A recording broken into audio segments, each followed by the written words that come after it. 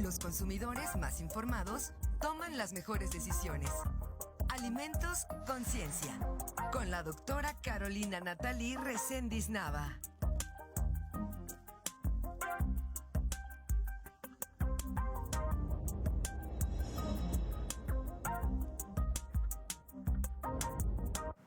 De la noche con 35 minutos. Gracias por continuar en Presencia Universitaria por la noche.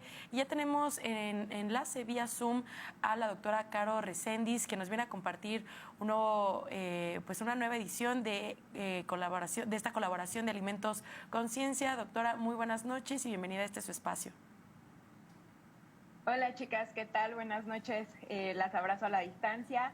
Y pues un saludo a los que nos acompañan a través de los distintos medios, televisión, radio y todas las plataformas digitales. Hoy vamos a platicar acerca de una noticia que salió a principios de marzo, específicamente el 5 de marzo, y es esta alerta sanitaria en el estado de Tlaxcala, ocasionada por un aumento en el número de casos por el síndrome de Guillain-Barré. Más adelante les voy a platicar un poquito acerca de qué es este síndrome de Guillain-Barré, cómo lo podemos adquirir y cuáles son algunas medidas preventivas. Pero aquí lo interesante es que el día de hoy, precisamente en la mañana, el secretario de Salud del estado de Tlaxcala ofrece una entrevista en donde da algunos datos importantes y preocupantes. Él indica que hasta este momento en el estado de Tlaxcala hay alrededor de 70 personas diagnosticadas con el síndrome de Guillain-Barré. De estas personas que han sido diagnosticadas, lamentablemente hasta el día de hoy hay 2 muertes, hay 2 personas fallecidas del sexo masculino. Se encuentran graves, hospitalizadas 11 pacientes, 29 pacientes han sido dados de alta y aproximadamente 37 pacientes se encuentran aún hospitalizados recibiendo atención médica en el estado de Tlaxcala. Entonces, pues son datos preocupantes. Si ustedes han revisado las noticias o visto publicaciones respecto a esta cuestión o a esta alerta sanitaria emitida por por la Secretaría de Salud en el estado de Tlaxcala, pues hay que estar bastante alertas, hay que preocuparnos, pero sobre todo hay que ocuparnos. Y es de interés en el área de los alimentos porque este síndrome de Guillain-Barré ha sido altamente asociado a la ingesta de alimentos contaminados. Así que para hablarles un poquito respecto a información de este síndrome, pues les preparé esta lámina, si me pudieran apoyar en producción. Básicamente es una lámina que contiene 2 imágenes, 2 infografías que son publicadas precisamente por la Secretaría de Salud en el estado de Tlaxcala y que indican, o la información primordial es informar a la población qué es el síndrome de Guillain-Barré, cuáles son algunas de las posibles causas, los síntomas y cuáles son algunas recomendaciones para evitar adquirir este síndrome.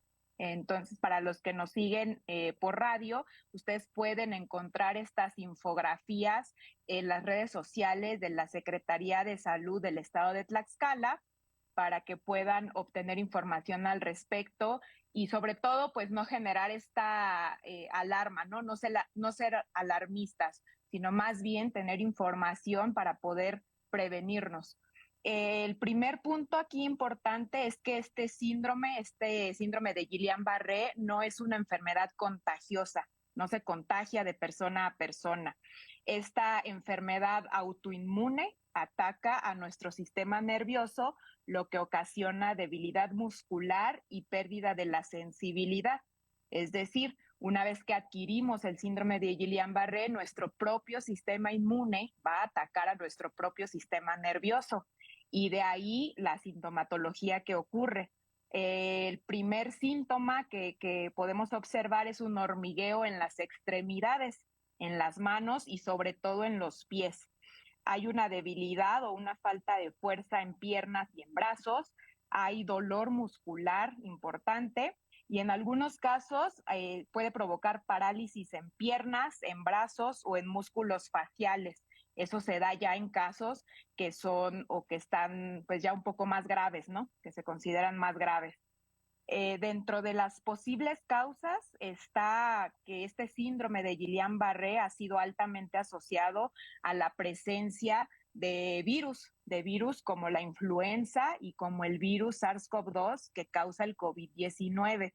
También a la presencia del virus que ocasiona Zika, la enfermedad de chikungunya, es decir, la presencia de todos estos virus, o si nos infectamos por estos virus, si desarrollamos estas enfermedades, pues es más probable que vayamos a desarrollar el síndrome de Guillain-Barré, aunque todavía pues no está relacionado directamente con estas afecciones. Esas son algunas posibles causas, no quiere decir que si tenemos influenza o cursamos ya con un cuadro de COVID-19 o hayamos tenido Zika o dengue o chikungunya, no quiere decir que forzosamente vamos a desarrollar el síndrome. Eso no está totalmente probado. Y aquí lo interesante es que también este síndrome de Guillain-Barré ha sido asociado a infecciones gastrointestinales, sobre todo las que son ocasionadas por una bacteria que se llama Campylobacter jejuni. Y esa bacteria, Campylobacter jejuni, que de hecho es la que más se ha asociado a los casos de síndrome de Guillain-Barré, casi el 70% de estos casos que se han presentado en Tlaxcala se han asociado a la presencia de esta bacteria. Se encuentra principalmente en agua contaminada y en alimentos contaminados, sobre todo en la carne de pollo cruda. Así que, ¿cuáles son las recomendaciones que podemos seguir para evitar adquirir este síndrome a través del consumo de alimentos contaminados? Pues bueno, la primera recomendación sería lavarnos las manos adecuadamente cuantas veces sea necesario, ¿no? Antes de comer, después de ir al baño, incluso antes de ir al baño. Lavarnos las manos siempre va a ser una medida de prevención para no adquirir cualquiera de estas afecciones. Hay que lavar y desinfectar las frutas y las hortalizas, las verduras que consumimos, eso es muy importante. Y aquí un dato súper relevante es que hay que consumir las carnes bien cocidas y sobre todo algo que se ha manejado mucho es esta indicación a la población de que no laven la carne de pollo antes de cocerla. Y ustedes dirán, bueno, ¿qué importa si de todas maneras vamos a cocer la carne y a lo mejor pues durante este tratamiento de cocción o de calentamiento vamos a eliminar a todas las bacterias? Pues aquí el problema radica en la contaminación cruzada. Cuando ustedes lavan la carne de pollo cerca de alimentos que ya están listos para consumo o cerca de trastes o de recipientes que van a ser utilizados posteriormente, pues esas gotas de agua que pueden caer cerca de nuestros alimentos que vamos a consumir o cerca de los platos o de los vasos que vamos a utilizar para comer, pues probablemente esas gotitas que cayeron después de o se desprendieron después de que nosotros lavamos el pollo en la tarja, pues probablemente contengan a este microorganismo patógeno. Así que de preferencia no lavar la carne de pollo y si la van a lavar, pues que sea en un lugar lejos de la cocina, lejos de la tarja, lejos de donde ya hay alimentos listos para consumo, porque lo que puede ocurrir es una situación de contaminación cruzada.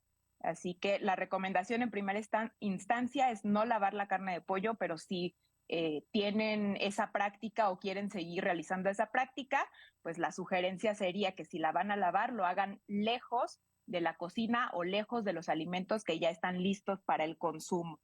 Hay que revisar las latas de los alimentos, que no estén abolladas, que no estén abiertas. No hay que consumir alimentos en lugares de dudosa procedencia porque pues no sabemos cuáles han sido sus prácticas sanitarias. Hay que evitar el contacto con personas con infecciones respiratorias y hay que utilizar repelente o mosquiteros para evitar la picadura de insectos, que son vectores para la transmisión del virus del Zika, el virus del chikungunya y el virus del dengue. Así que estas serían las recomendaciones más importantes y pues sobre todo, como es el objetivo de este segmento, pues que la población conozca cuáles son las medidas sanitarias en cuanto al consumo de alimentos, ¿no?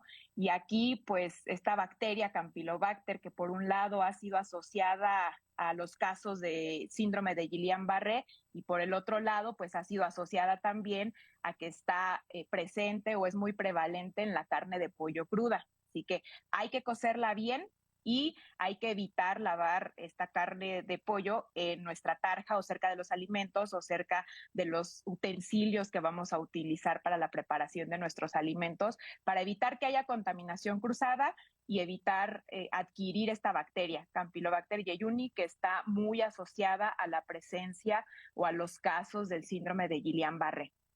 Espero pues que esta información les haya servido. Si tienen alguna pregunta, algún cuestionamiento o algo relacionado con este informe y estos temas, pues me pueden escribir al correo electrónico, es carolina.resendiz@uaq.mx y con gusto atendemos sus comentarios, sus sugerencias y sus preguntas. Muchísimas gracias, doctora, como siempre derribando pues toda esta desinformación que surge ante este síndrome y bueno, que también ha tenido bastante relevancia. Incluso se decía en alguna ocasión que era un efecto secundario de la vacuna contra COVID-19, así que muchísimas gracias por estar con nosotras y por darnos la información siempre concreta y precisa de lo que sucede. Pues nada, nos vemos el siguiente jueves. Claro que sí, doctora, y bueno, vamos a continuar.